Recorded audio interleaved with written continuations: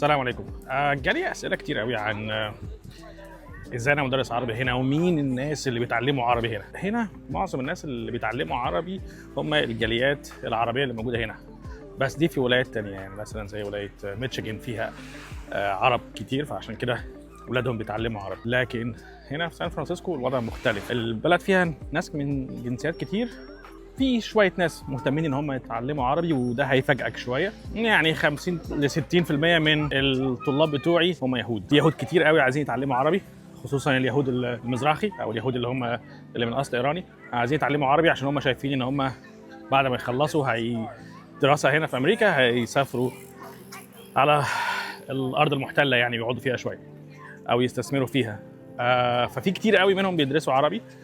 طبعا الجيش هنا في ناس بتتعلم فيه عربي، الجامعات بعد 11 سبتمبر في ناس كتير قوي عايزه تتعلم عربي، لان في ناس كتير قوي يعني مهتمين يعرفوا عن الاسلام وكده، فبيدرسوا عربي. بس خد بالك ان لسه النسبه مش كتير قوي، يعني في تزايد في عدد الناس اللي عايزين يتعلموا عربي، لكن النسبه مش زي ما انت متخيل، مقارنه مثلا بالصيني، بالاسباني، بالهندي، لان كمان في مهاجرين كتير قوي هنود الايام دي.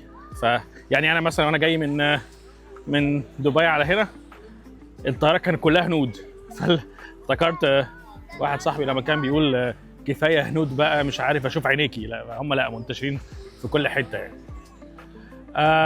الفكره ان انا لما بتكلم مع الطلاب بتوعي اليهود وبسالهم انتوا ليه بتتعلموا عربي، في واحد فيهم كان سافل قوي، يعني هو قال لي حتى عشان عايز اشتغل في CIA بعد ما اتخرج. اللي هو يا انت متخيل. وفي ناس تانية قالوا لي والله عشان لغه اعدائنا. في ناس قالوا لي كده، يعني انت متخيل، يعني انت عندك طالب بيقول لك انا عايز اتعلم عربي عشان ده لغه اعدائي. ده كان مفاجاه بالنسبه لي.